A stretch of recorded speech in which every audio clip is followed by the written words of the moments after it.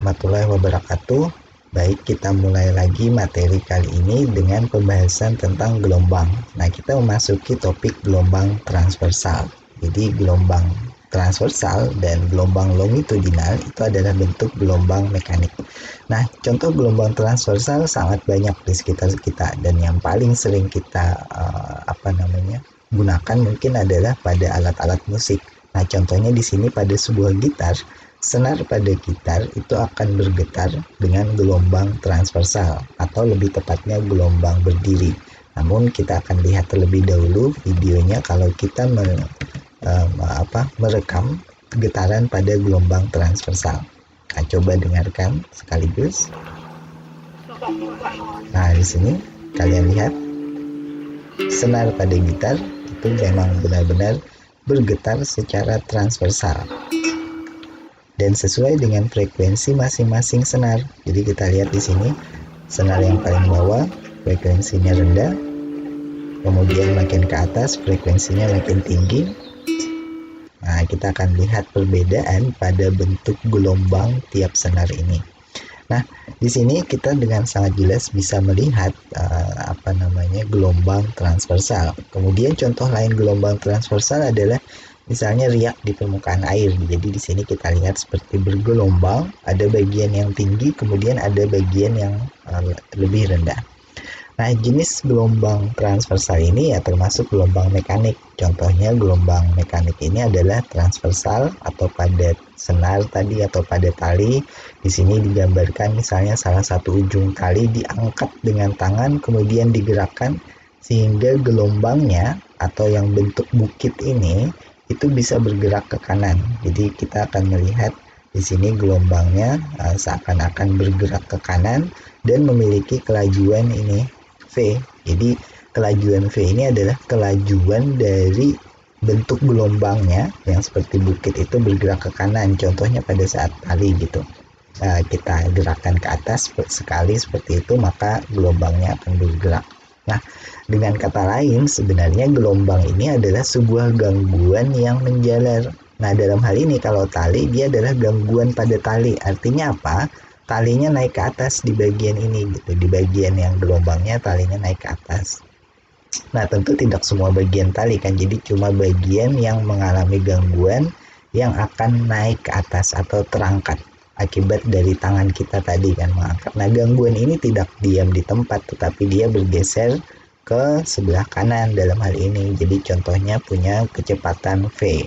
Nah, gangguan seperti ini tidak hanya terjadi pada tali, tetapi misalnya juga pada cairan atau pada udara, kita berikan gangguan. Contoh kedua ini misalnya sebuah piston ditarik maju mundur, maka udara di dalamnya ini akan mengalami sebuah gangguan, yaitu ada bagian yang regang, ada bagian yang padat. Jadi kalian lihat di sini, ini ada bagian yang lebih padat, ini ada bagian yang regang, artinya tidak banyak udara di sini. Sementara di sini lebih padat. Nah, ini juga menjalar gangguannya sebesar atau dengan kelajuan V ke kanan. Kemudian contoh yang ketiga adalah ombak. Jadi kalau kita melihat gangguan pada ombak itu juga menjalar karena ombaknya kan bergeser tuh dari tengah laut kemudian mendekati pantai, kemudian ombaknya terbentuk. Nah, gangguan pada ombak sebenarnya lebih rumit karena melibatkan gelombang transversal dan gelombang longitudinal. Nah, jadi dua-duanya. Ingat tadi kalau gelombang transversal gangguannya adalah tegak lurus dengan arah geraknya. Jadi ini gangguannya ke atas pada tali, arah geraknya ke kanan. Sementara gelombang longitudinal gangguannya searah dengan arah geraknya. Jadi arah geraknya ke kanan, gelombang longitudinal juga punya gangguan ke arah kanan juga. Nah, kalau ombak lebih rumit. Jadi ombak itu gabungan sebenarnya antara gelombang longitudinal dan gelombang transversal. Nah, kita akan membahas jenis gelombang transversal dan gelombang longitudinal. Tapi pertama kita bahas dulu gelombang transversal. Nah, sementara itu kita lihat dulu gambar ini. Jadi kalau kalian perhatikan biasanya nih supporter di stadion pertandingan bola misalnya sorak-sorai itu ada gelombang, mengangkat tangan gitu kan dan bisa membentuk gelombang seperti ini. Nah, ini termasuk gelombang apa sih? Longitudinal apa transversal? Nah, kalau kita lihat apakah ada orang yang berpindah dari kursi yang satu ke yang lain untuk membentuk gelombang ini? Tidak ada, bukan? Jadi ini bukan gelombang longitudinal, tetapi orang cuma mengangkat tangan dengan ritme tertentu sehingga perpindahannya adalah atas bawah. Jadi sementara arah gerak gelombangnya ke samping orang-orang ini. Berarti ini termasuk gelombang transversal. Nah, dalam hal ini setiap gelombang itu sebenarnya hanya memindahkan energi, jadi bukan materi dari satu posisi ke posisi yang lain. Kemudian kita lihat contohnya di sini. Ini adalah gelombang.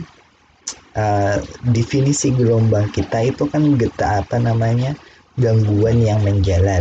Nah, tetapi gangguan yang menjalar itu tidak hanya satu. Kalau hanya satu, dia cuma satu gunung aja. Jadi kita lihat di sini, ini ada satu gunung atau satu puncak, tapi juga tidak satu puncak saja karena gangguannya dilakukan terus gitu. Jadi ada puncak yang lain yang diciptakan sebelumnya. Nah, cara membuat gangguan seperti ini itu seperti gimana sih? Jadi kita punya alat sederhana di sini, pegas yang dihubungkan dengan satu massa, kemudian ini ada diikatkan tali dan ada gerak naik turun kanan atas gitu.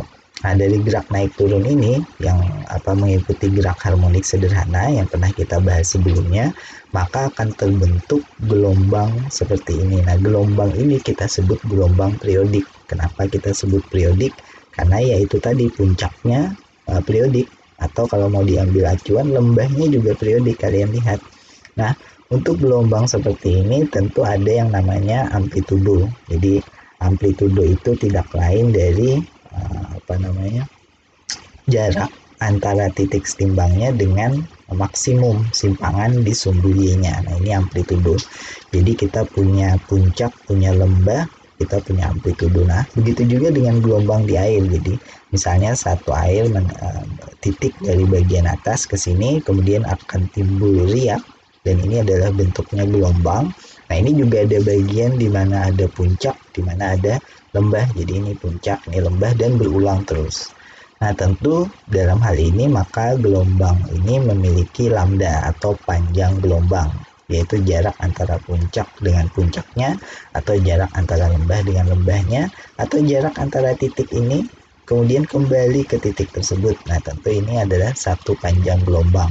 Nah, perhatikan untuk mendefinisikan panjang gelombang, kita menggunakan sumbu X yang merupakan posisi, jadi bukan waktu ya, sementara sumbu Y-nya juga posisi. Nah, ini termasuk gelombang sinusoidal di sini. Nah, bagaimana hubungannya? Jadi hubungannya adalah panjang gelombang dikalikan dengan frekuensinya itu sama dengan kelajuan gelombang. Nah, di sini kita punya hubungan yang cukup sederhana, gampang untuk diingat, yaitu panjang gelombang dikalikan frekuensi itu sama dengan kelajuan gelombang. Nah, saat gelombang sinusoidal, gelombang periodik tadi melewati satu medium, dalam hal ini tali misalnya atau air, setiap partikel dalam medium itu mengalami gerak harmonik sederhana dengan frekuensi yang sama. Nah, bagaimana sih contohnya? Coba kita lihat gambar yang sebelah kanan. Jadi gambar sebelah kanan ini adalah satu alat untuk menggerakkan tali naik dan turun. Nah, alatnya ini nih. Ini alatnya digerakkan ke atas, kemudian kalian lihat bagian ini digerakkan ke bawah lagi kan. Kemudian digerakkan ke bawah sampai maksimum bawah, kemudian gerak ke atas lagi. Jadi bolak-balik geraknya di antara titik kesetimbangan. Nah, titik kesetimbangannya ya sumbu X. Jadi kalian lihat ada garis sumbu X, ini adalah titik kesetimbangan, sementara ujung talinya di bawah bergerak bolak-balik ke atas dan ke bawah. Nah, karena di bawah bergerak bolak-balik ke atas dan ke bawah, maka yang terjadi pada talinya ini adalah sebuah gelombang yang periodik. Kalian lihat puncaknya ada berapa, ada 2, kemudian di sini tumbuh lagi puncak yang baru paling bawah, ini ada 1, ada 2, ada 3 gangguan. Nah, kemudian di sini kan baru ada 1 dan 2 saja. Nah, jadi selama dia terus digerakkan naik turun, maka puncaknya akan terus muncul, dan ini adalah contoh cara untuk membangkitkan gelombang yang periodik. Nah, sementara itu kita perhatikan 2 titik atau 3 titik di sini yang diberi warna ungu katakanlah gitu. Nah, 3 titik ini melambangkan satu siklus atau satu panjang gelombang. Kenapa? Karena dari lembah ke lembah kan. Dan kalian lihat kalau kita menggunakan acuan titik ini, maka kita lihat salah satu titik misalnya yang ada di sini. Titik ini adalah titik yang berada di tali tersebut, tetapi dia tidak hanya diam. Kenapa? Karena dia mengikuti gangguan yang diberikan di kiri, maka dia awalnya berada di paling bawah di sini. Kemudian satu saat dia berada di X. Jadi ini berubah atau berpindah-pindah posisinya di sumbu vertikal atau sumbu Y. Naik turun, naik turun, naik turun. Jadi kalian lihat ini udah melewati sumbu X yang bagian bawah lagi. Kemudian mencapai maksimum Y. Kemudian setelah mencapai maksimum akan terjadi dia turun lagi. Jadi turun lagi ke bawah. Turun di X sama dengan 0. Kemudian turun lagi ke bawahnya mencapai maksimum amplitudo. Nah, yang lain juga begitu, titik yang ini nih misalnya yang bagian tengah ya, 3 titik yang kita pilih, kemudian kita perhatikan yang bagian tengah, pertama dia maksimum ke atas, kemudian dia turun ke bawah, kemudian turun ke bawah lagi, kemudian turun sampai mencapai maksimum bawah, balik lagi ke atas. Nah, ini yang dimaksud tadi. Jadi saat gelombang sinusoidal, yaitu gelombang akibat ini melewati satu medium, yaitu tali mediumnya ini, setiap partikel dalam medium ini titiknya, titik partikel mengalami gerak harmonik sederhana, yaitu bolak-balik ya di sumbu Y. Jadi gerak bolak-balik di sumbu Y ini gerak harmonik sederhana dengan frekuensi yang sama. Jadi frekuensinya sama. Nah, dalam hal ini yang digambarkan di dalam tali di sini ini adalah satu periode. Jadi kalian lihat yang paling bawah ini satu periode T. Dan ini kembali lagi gelombangnya itu menjalar ke kanan. Jadi kita lihat titik ini acuannya itu berpindah ke sebelah kanan. Nah, puncaknya ini yang puncaknya kita perhatikan, puncaknya akan bergeser ke sebelah kanan. Inilah punya kelajuan tadi, yaitu kelajuannya adalah bisa dihitung dari persamaan ini, panjang gelombangnya berapa meter misalnya, frekuensinya berapa hertz. Nah, kelajuan satuannya adalah meter per detik. Nah, ingat hertz itu untuk frekuensi itu sama dengan 1 per detik. Jadi meter per detik sebenarnya satuannya. Oke. Nah, sekarang contoh gelombang lain, ini adalah gelombang periodik yang longitudinal. Jadi tidak hanya gelombang transversal, tetapi gelombang longitudinal pun berlaku hal yang sama. Nah, kita akan lihat di pembahasan yang kedua nantinya. Nah, kemudian ada contoh, ini gelombang longitudinal yang di sini diberikan contohnya, tetapi kalian sudah bisa menggunakan persamaan tadi untuk mengerjakannya.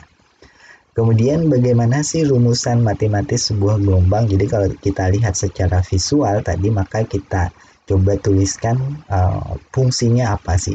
Nah, fungsinya di sini tentu fungsi dari partikel ini. Jadi kalau kita lihat tadi kita sudah menentukan bahwa pada tali ini itu ada partikel yang dipilih atau titik yang kita pilih, dan posisi titik ini pada sumbu Y, jadi bukan pada sumbu X ya.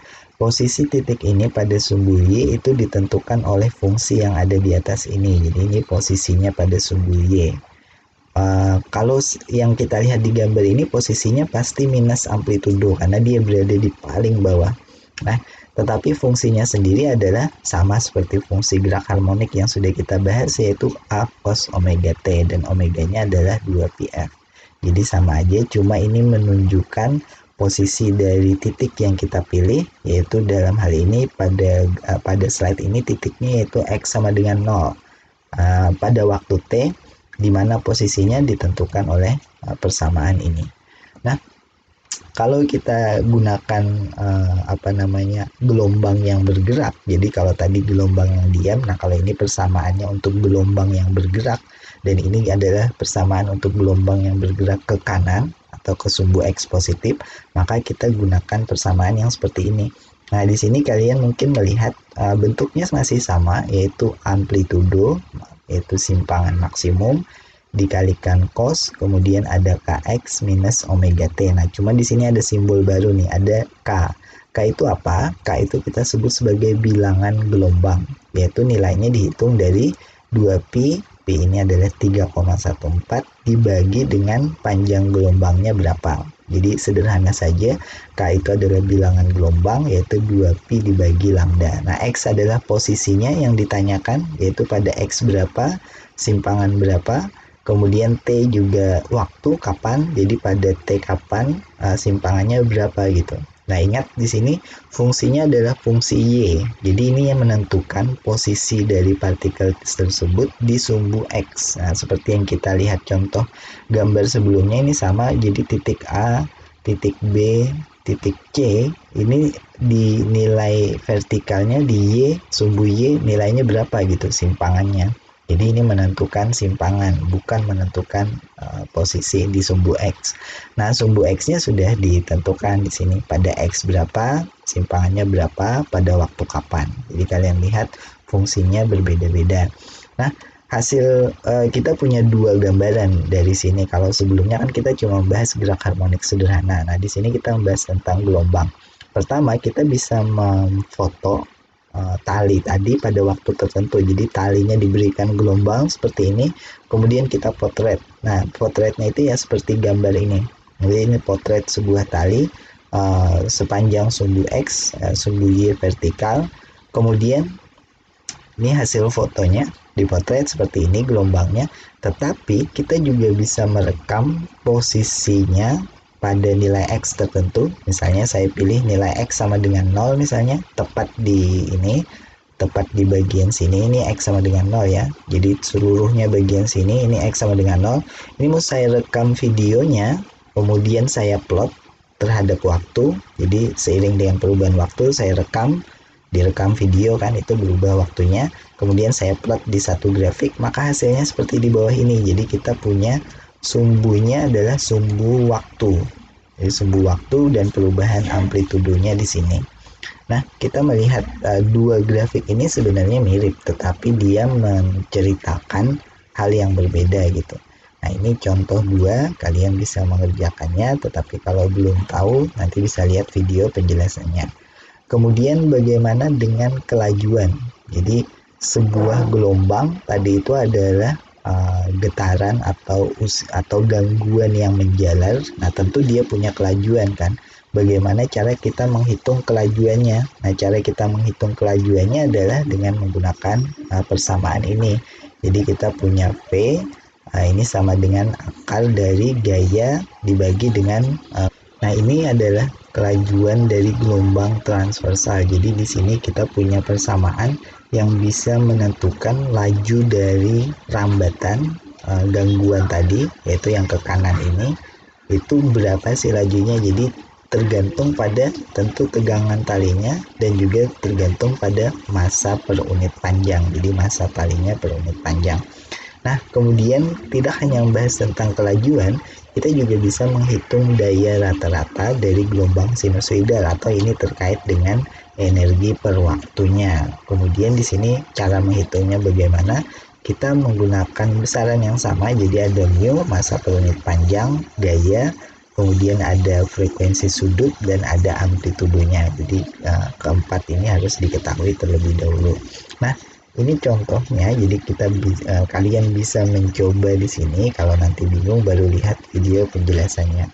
Nah, kemudian seperti yang sudah kita bahas tadi, energi dan daya dari gelombang ini itu bisa dihitung dengan persamaan yang tadi. Nah, ini kalau kita gambarkan cara apa yang dimaksud dengan energi atau daya itu tidak lain dari daya rata-rata. Jadi yang tadi kita hitung, jadi ini P average atau PAV itu adalah setengah dari P maksimum. Nah, P maksimumnya sendiri tentu adalah puncaknya kan. Jadi daya gelombang ini juga berubah-ubah terhadap waktu. Yang namanya gelombang kan tadi tentu dayanya juga berubah-ubah terhadap waktu. Nah, tetapi kalian lihat semuanya nilainya positif. Jadi gelombang ini kan semuanya dayanya semuanya nilai positif, walaupun arahnya tadi ada puncak, ada lembah, tetapi dayanya tetap semuanya positif. Nah, kemudian selain dari daya, kita juga bisa menghitung intensitas. Nah, intensitas itu adalah P dayanya dibagi karena dalam hal ini kita membahas tentang getaran, maka getarannya itu menyebar ke segala arah, maka dia dibagi dengan luasan dari sebuah bola. Nah, di sini 4πr kuadrat. Nah, kenapa? Karena ya itu tadi, getaran yang kita bahas ini adalah gelombang yang dia menyebar ke segala arah, misalnya gelombang suara dalam hal ini. Nah, tetapi kita juga bisa menghitung misalnya rasio dari intensitas saja. Misalnya di posisi berapa, intensitas gelombangnya berapa, kemudian ditanyakan pada posisi yang lain, intensitasnya berapa gitu. Jadi kita punya hubungan yang sederhana seperti ini. Nah, contoh yang lain, ini contoh soalnya, kalian bisa coba hitung, nanti kalau belum paham baru lihat video penjelasannya. Ada 2 contoh. Nah, sekarang kita membahas tentang interferensi gelombang dan superposisi. Nah, gelombang tadi gangguan yang menjalar. Nah, gangguannya sendiri kan berupa terangkat ke atas pada sebuah tali. Nah, kalian bisa bayangkan bagaimana kalau ada 2 gangguan, yang satu dari kanan, yang satu dari kiri, kemudian mereka bertemu. Nah, apa yang terjadi? Yang terjadi adalah mereka bisa membentuk satu gelombang satu gelombang yang kalau di total bisa menjadi maksimum ataupun minimum. Jadi terjadi superposisi. Nah, di sini contohnya adalah superposisi yang terjadi pada 2 muka gelombang. Ini muka gelombang yang ke kiri, ini yang ke kanan. Itu mencapai satu kondisi di mana superposisinya atau jumlahan dari amplitudo kedua gelombang itu mencapai maksimum gitu.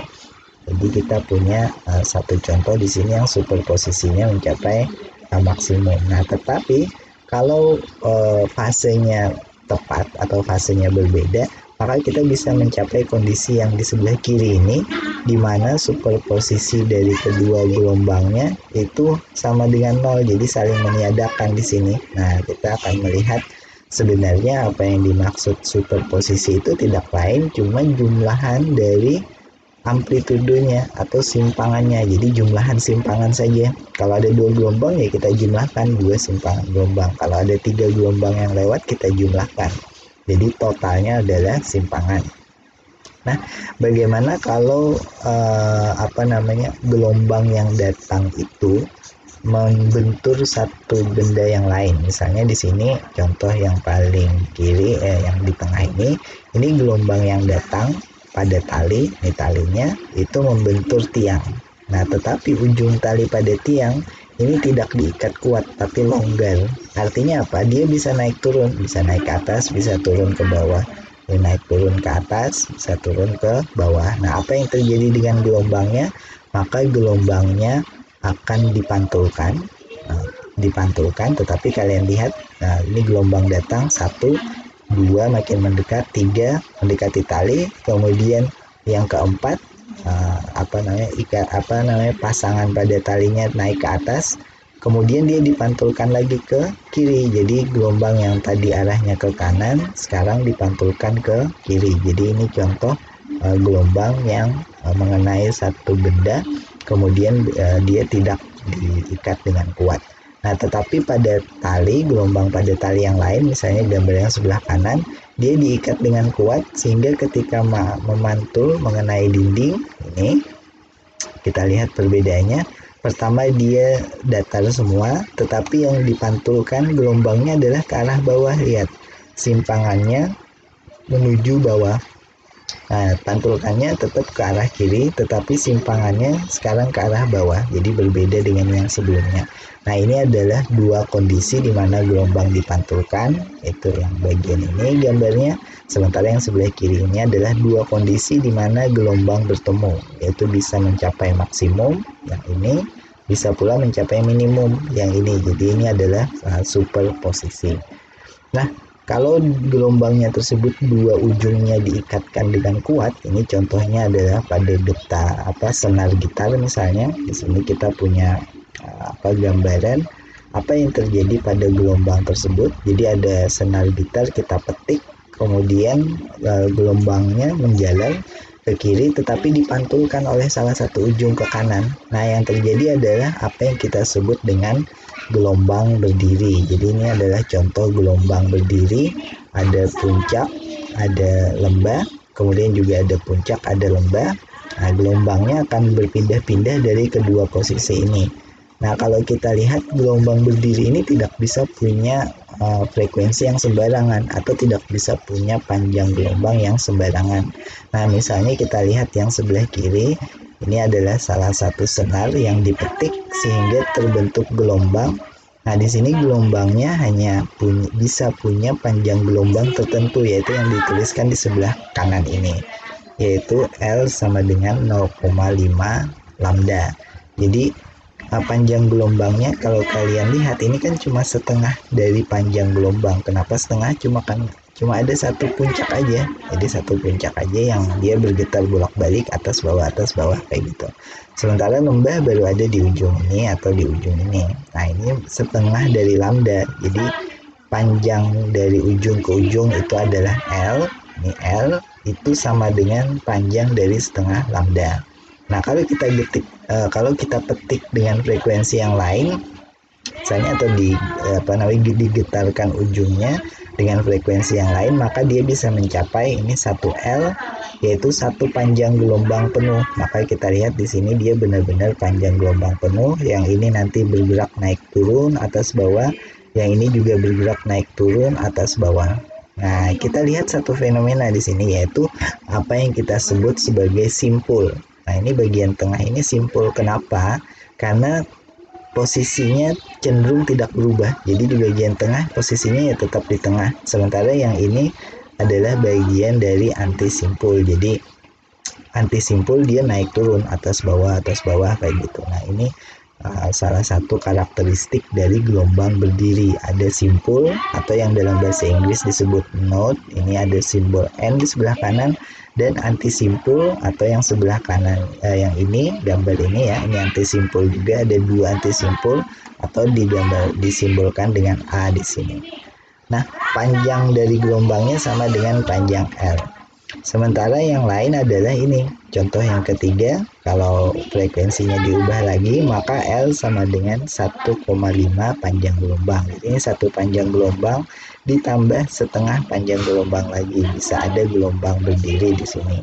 Nah, ini contoh di mana gelombang berdiri pada tali yang kedua ujungnya diikatkan, itu panjang gelombang talinya tidak bisa sembarangan. Jadi panjang gelombangnya hanya tertentu saja, yaitu berapa panjang gelombangnya dibatasi oleh persamaan ini, yaitu lambda N sama dengan 2L dibagi N.